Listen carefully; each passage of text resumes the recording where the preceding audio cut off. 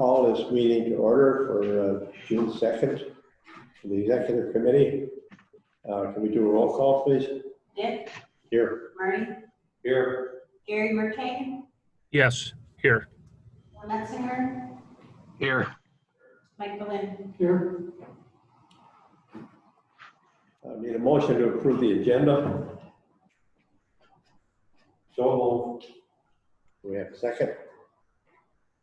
I'll second it. A motion and a second. All in favor say aye. Aye. Anyone opposed say no. Motion carries. Thank you. Public comments. Anyone from the public want to comment? Do we have any public on the line?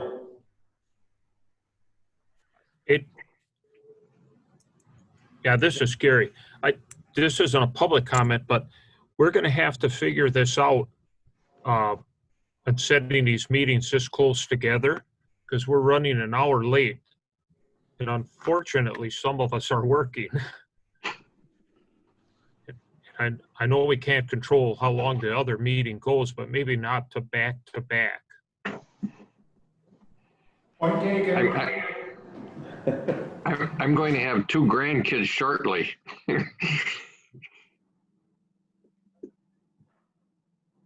Any public comments?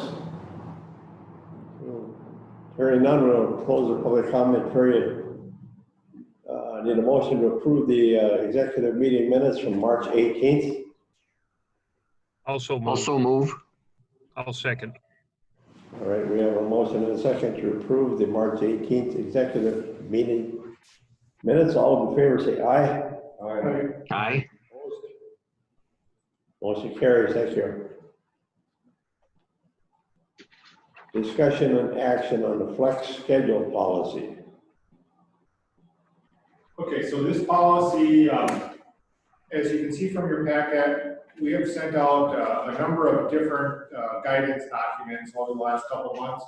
I've been working with Dick and Public Health, and we've sent out guidance concerning just everything from travel to federal benefits to extended leave to, and as you know, during the course of March, you know, a lot of employees start just working from home, they're remoting in.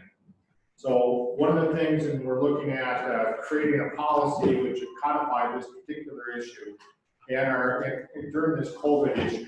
And some of these things may last beyond this.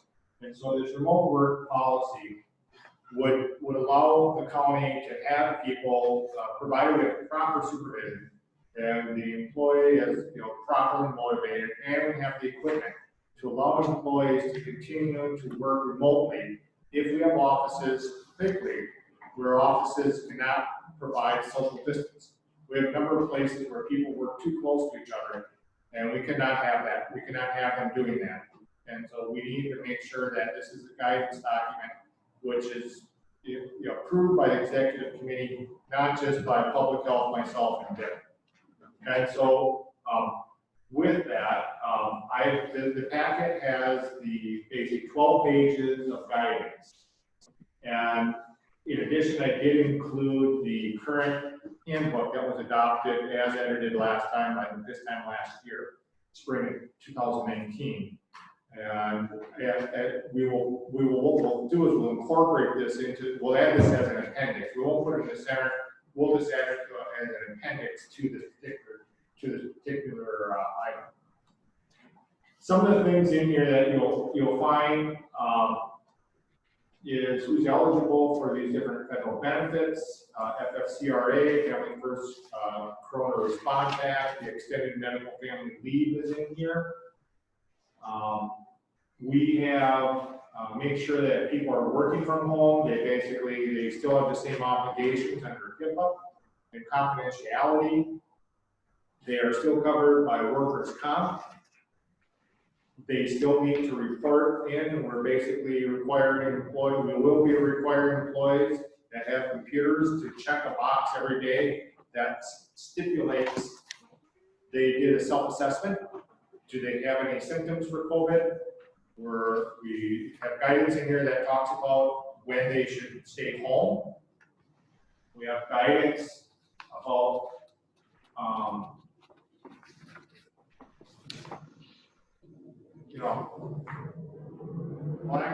kind of mixing the two up. One is the COVID guidance packet. That's kind of related to this, but the remote flex, I was reading off the wrong document. The remote flex pretty much just kind of addresses this issue. So we have a telecommuting form. I apologize for stepping one step ahead. So this is just the remote access policy. So with that, I'll seek questions or a motion to adopt the telecommuting remote policy. Question. Is this just during the COVID-19 time period? No, so actually, because I got confused on those two, it's been a long morning already. I was speaking also, I was mixing up the COVID employee guidance pack, which is directly towards COVID. This remote flex policy packet will be enshrined as part of our handbook. And so this would be available for employees under circumstances. And I think this would be a good policy for our county to have, not only from employee recruitment and retention. I think some people like having the availability of working remotely, provided it benefits the county. I think the main point here is, when you look at this policy, does it benefit the county to be able to have an employee work remotely? Does it benefit the citizens to have an employee work remotely? If those aren't the cases, that person should not be doing that outside of a COVID response issue. So these do overlap, where we may have some circumstances where we're going to have to allow flex just because we can't have people working closely together. But in the long run, and I come from a county that instituted this about 10 years ago, we basically don't have as much square footage in St. Clair County, because we allow people to work remotely. If you're going to be a remote worker, you basically, a permanent remote worker, you're going to forfeit the right to an individual office. You'll end up, if you need to come in, you'll have to go to a common space, such as a huddle room, a conference room, or something else. And that will provide the county more flexibility in how it builds out spaces. And so this will last beyond COVID.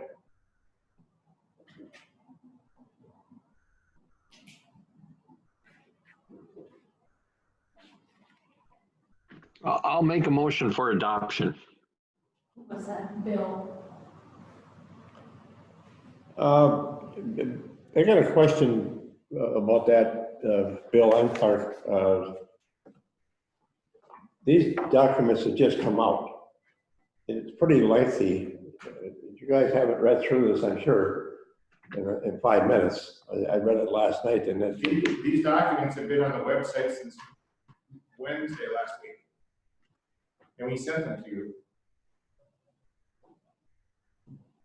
And I don't know how to disseminate information. I mean, I put it out almost a week ahead of time for people to read and people to look at. That's what, it's expected that people, look at the documents ahead of a meeting. We can certainly wait till the next meeting, but I can't send out documents more than a week ahead of time. It just doesn't make sense.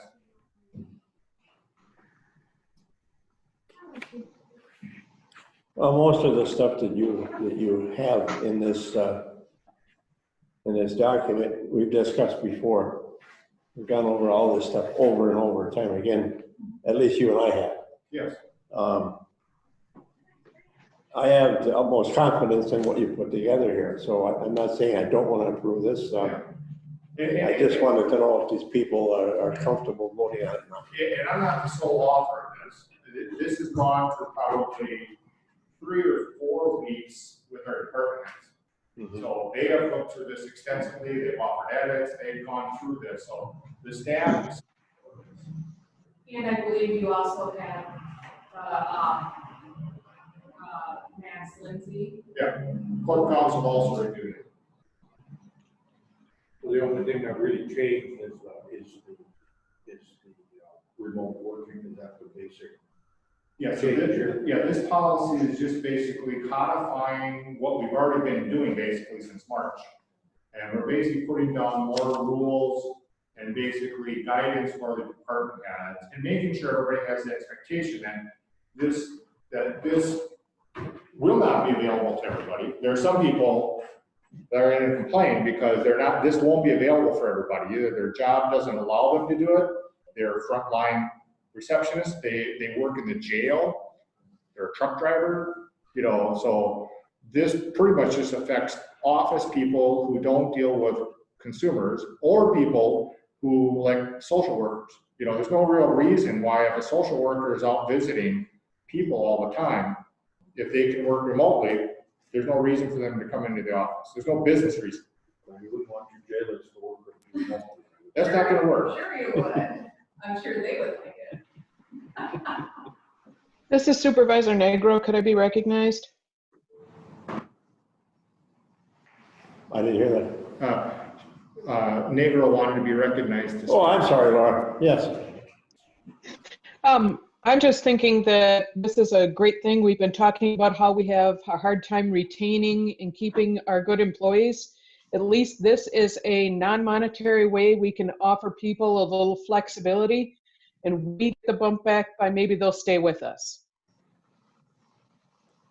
That's All all. right, we have a motion on the table from Bill Metzinger to approve the COVID-19 employee guidance. Do we have a second?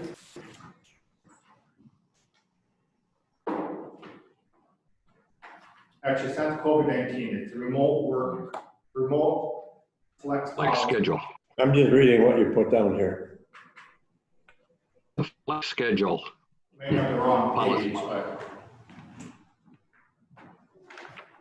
we're on the move to adopt remote work policy.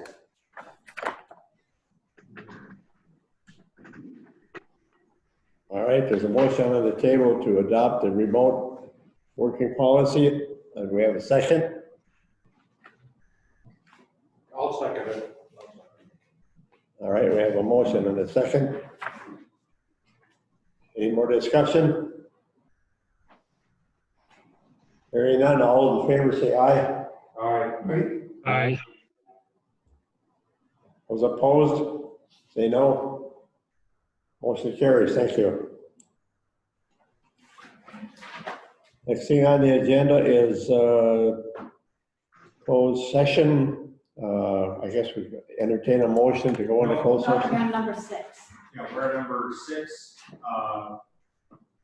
public health Oh, I'm guidance sorry. during COVID policy.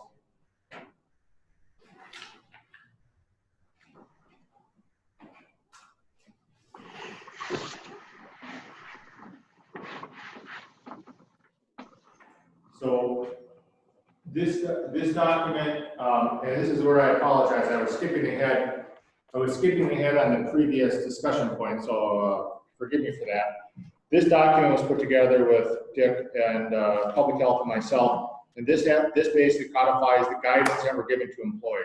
When should they wear masks? Where should they travel? How can they use the FFCRA, the extended family medical leave? I would think probably one of the more controversial things that may be within this document.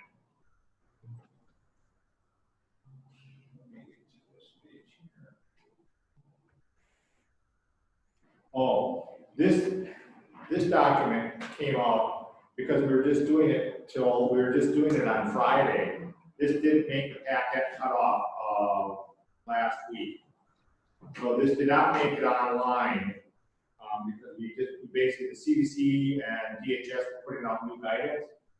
And so we ended up sending this out to the committee, either by mail or by post office. And if you didn't get it in time, you can't read it, I guess that's fine. This one did not make the packet. So this document, again, it goes through social distancing, safety recommendations, what you should do at work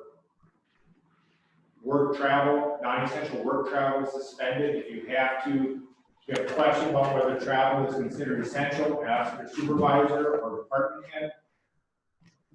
If work required, if work requires travel, it's recommended one person in a vehicle at a time. If there's not enough county vehicles available, departments may reimburse employees who travel alone in a personal vehicle to their worksite.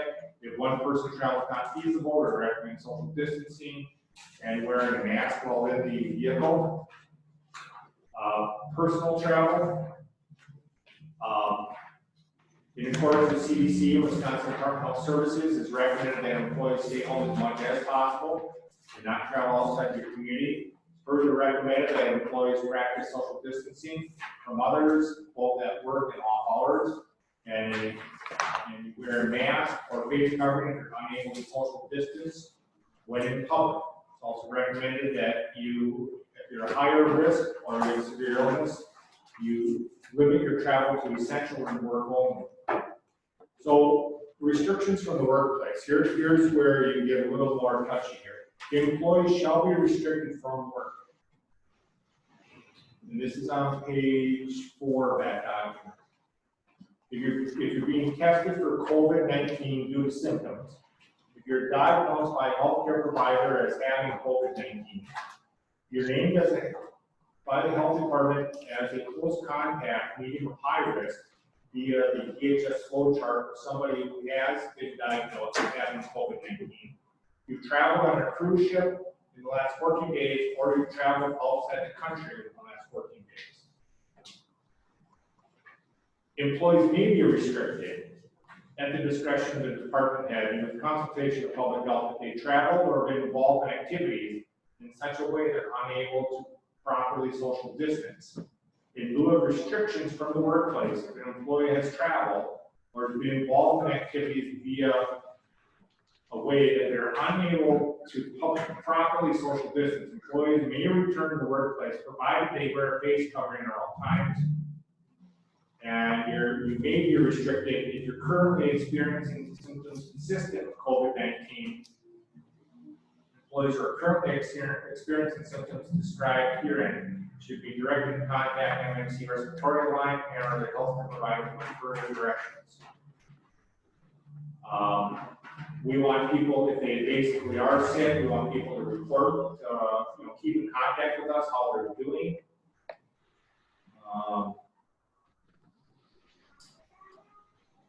If an employee is restricted from the workplace, the department head or designee will determine if the employee can work from home.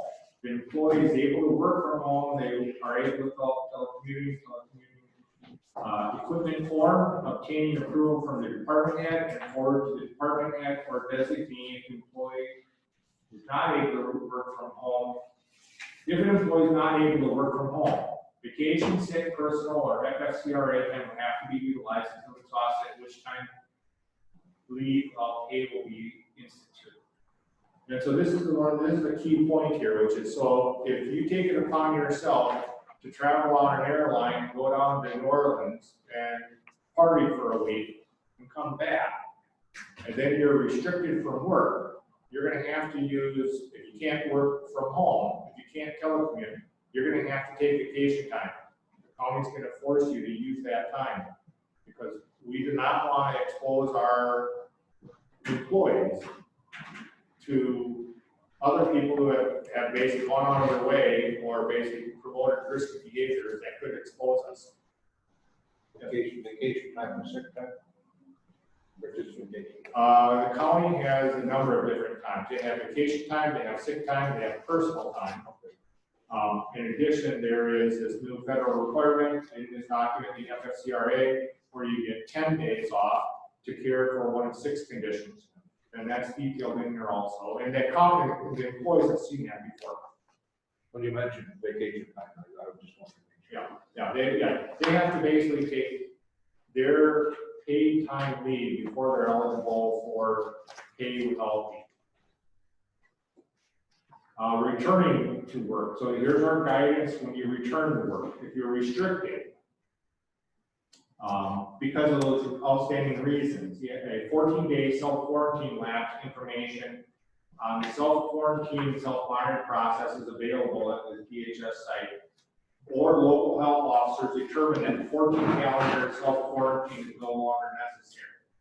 So there'll be some people who are they're feeling crappy, they're not feeling well, they're fatigued, maybe they have a cough, they go get a test. While they're waiting for that test to come back because they have symptoms, they're supposed to stay home until we get that test back. Because, you know, we don't know. But if they basically are like, they're just tired and have a cough, but it's not, it's basically a negative test, they can be released from that 14-day quarantine period. Can I say something? Yes.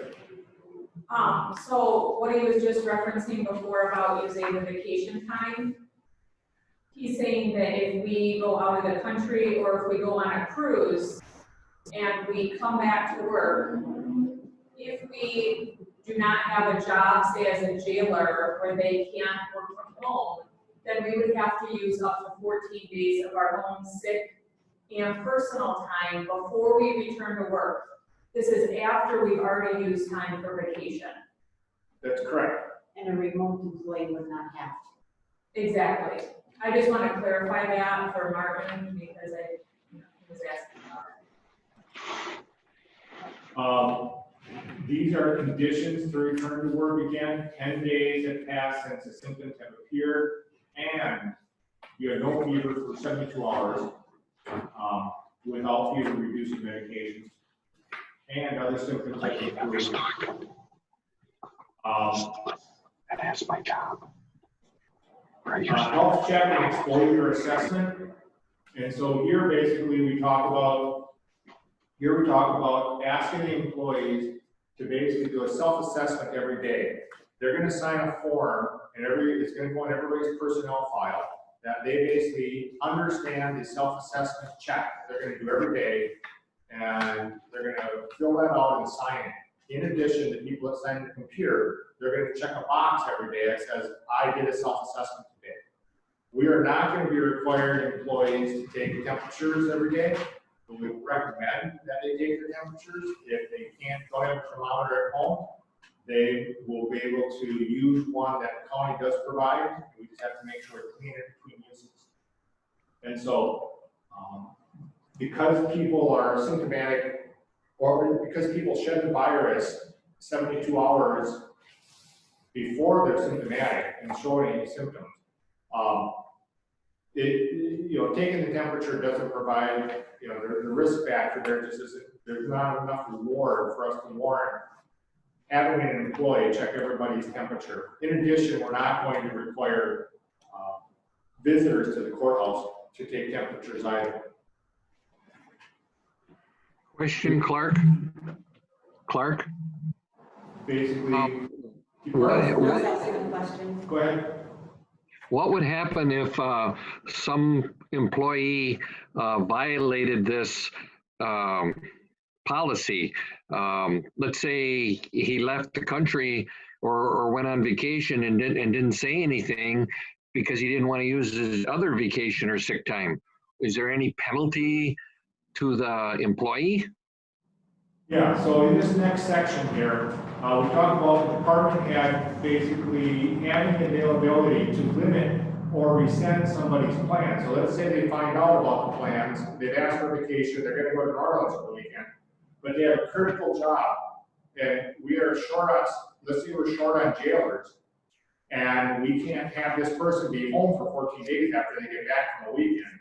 We can we're rescinding that availability for leave. And when we get to the bottom here, it says, department head or designee will make every effort to work with employees to develop a manner and method that will allow the employee to return to work. However, in the event the employer refuses to follow these directives, they may be restricted from the workplace and may be subject to discipline. So yeah, so we do have to allow the supervisors to weigh in. I know we've had a couple people that have requested to go on vacation on an airline, and in discussions with their supervisors, they have changed their plans to drive because they don't feel they have the availability, and they feel that it would be too risky right now on an airplane, and a personal choice, and they may have to be restricted from home for 14 days. So, and risking other exposures. So we're going to try to work with every employee at all possible to make sure we're not going down to this road. But at the end, basically, we reserve the right to basically not expose the rest of our county employees to risky behavior. I have a question.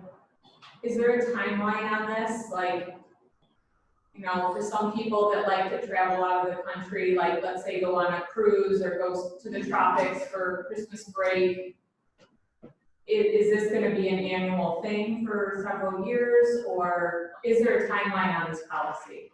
Public health has basically said the policy is existed because of COVID-19. So I guess if they were declared that COVID-19 is no longer contagious, this policy no longer exists because the policy specifically says it's for COVID-19.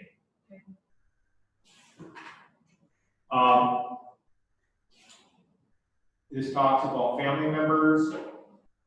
If you basically, so if you have a family member who is COVID positive, you also would need to be able to utilize leave. You've been contacted by public health. So we have some leave benefits, and this has been sent out before, so it's nothing new. We have the FFCRA. This is where people get 10 days of pay, basically. And then for these following symptoms, they also have an extended family medical leave. Extended family medical leave for up to 12 weeks to care for a child. If school is closed or a daycare is closed due to COVID. So if a daycare closes due to COVID, due to non-COVID reasons, they're not eligible for that. They would get paid 2/3 of their wages for up to 12 weeks for the Extended Medical Family Leave Act, which is enacted by the federal government on April 2nd. And so this stuff went out in April also. And so this is just a reiteration of what people have already seen. We're just trying to make a packet for this information. Probably the only thing brand new in here is we're basically delineating travel in a further method than we did before. Because in the past, we just talked about that, you know, we reserved the right to talk about it. Department heads, basically, we needed to further reinforce availability of department heads to basically not have employees risk their behaviors on the other staff. And so that's the Family Medical Leave Expansion Act, the duration of leave, pay received during leave, federal guidance. Can an employee use the federal leave, the 10 days of leave? Like if they return from a trip and they're required to be at home quarantined for 14 days, can they use that 10 days off instead of their own personal time? So in the document, there are 6 reasons where eligibility. So employees subject to federal, state, local pandemic isolation orders, employees may abide by health provider to self-isolate due to concerns related to COVID-19. That probably would fit that. It has to fit one of these, to use that 10 days, it has to fit one of these six things. Yeah, so I think it would fall under that item then that you just read, because they're being forced to stay home due to something related to COVID, even if they don't have symptoms. Okay. And this FFCRA 10 days goes away December 31st. It doesn't accumulate. If people leave, they don't get paid out. It doesn't get added to your long-term sick bank. It basically is just, it goes away on December 31st as a federal benefit. And so we get down to the federal programs, which are all just standard, nothing, we don't get to approve or disapprove those. So, and that's pretty much the guidance document that we're asking the executive committee to approve. So if COVID continues to exist like the flu, this continues forever? Well, I mean, if it never goes away, it's always on the back burner, but there's not a pandemic? I guess if you get to herd immunity, then it wouldn't make any difference. I think you have to go to the public health and they have to determine when is something no longer a pandemic. So the flu is not a pandemic. We deal with the flu every year. Yet, let's say we get 2 years into this, they don't develop a vaccine. Well, there might be enough of us that just get this. It's not a pandemic anymore. It's just a sickness. Yeah, but you said it exists as long as there's COVID-19.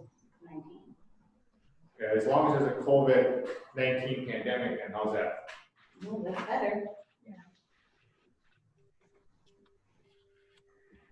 Well, and maybe in 2 years, depending on where we are, maybe this policy gets revised or revoked or something.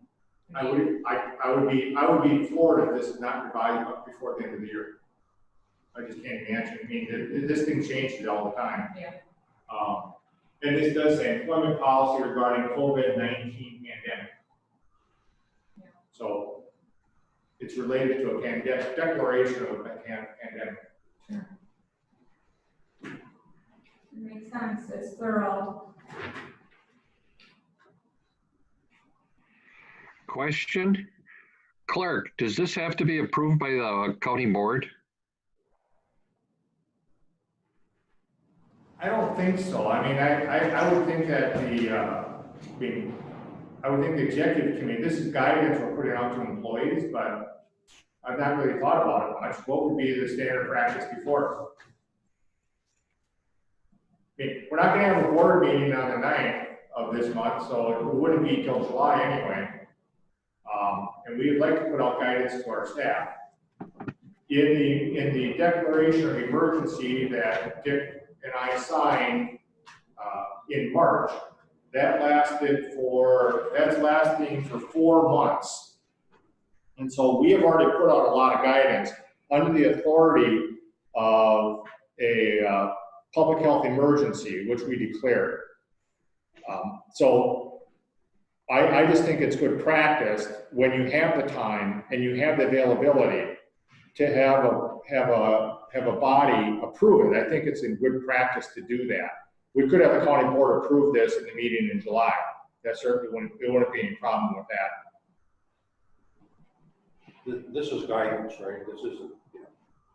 This is guidance, yeah. And it ends December 31st, basically.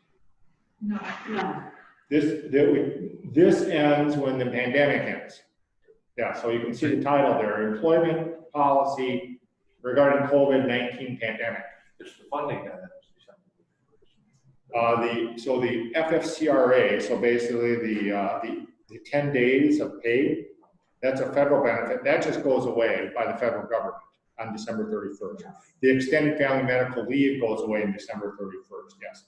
But our guidance, if we're still in a public health emergency with a pandemic, our guidance would still be, and I would be totally floored if if the federal government come fall doesn't decide to extend the 10 days and the extended family medical leave portion. I would just be totally floored if we're still dealing with this, or there's a second wave if we don't see that extended.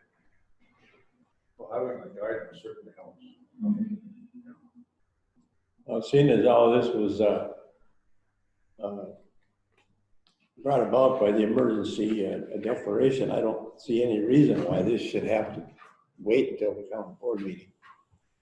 We made decisions regarding the same situation and other aspects of it, and that stands.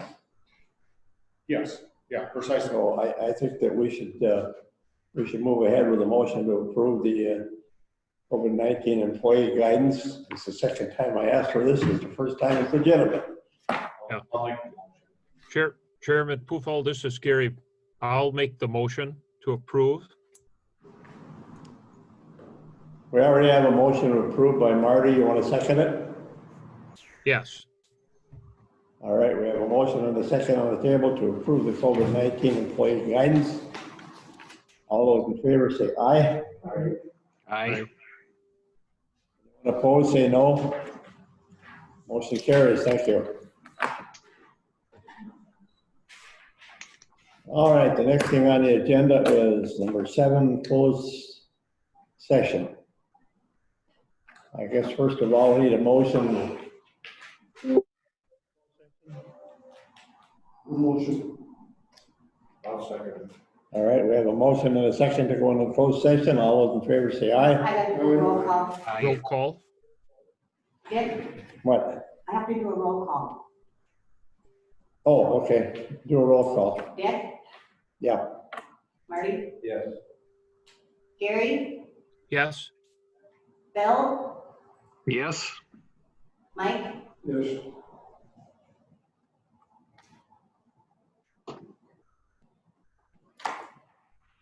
Motion carries. Thank you. Yeah, so what we're going to do here for the closed session, those of you who are online, I think we're just gonna ask the people who are not part of the meeting to leave the meeting.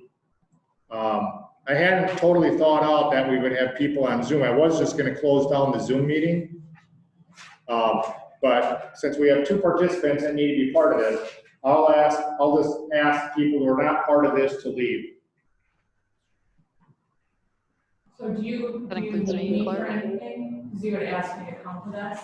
I did ask, I am asking Mary Jo to be here because there'll be questions about this issue that you'll have to weigh in on.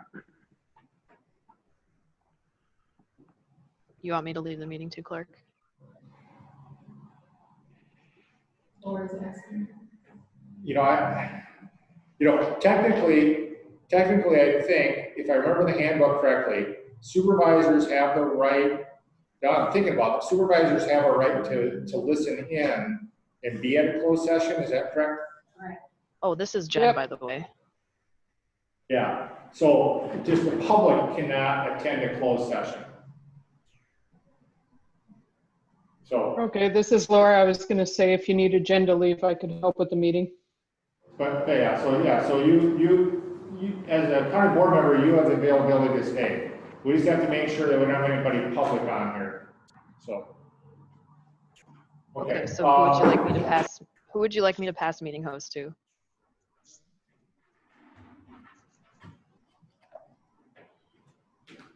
And I'm going